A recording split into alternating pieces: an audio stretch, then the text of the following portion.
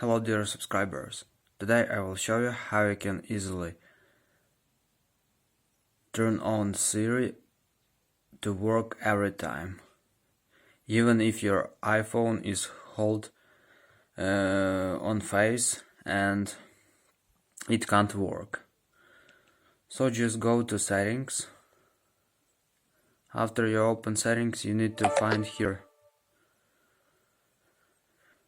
accessibility. Here you can see it, and here you will find Siri, and in Siri you need to find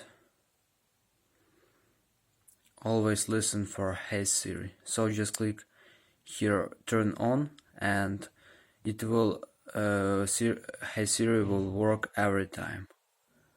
If you want to turn it off, just click again and you successfully turn it off.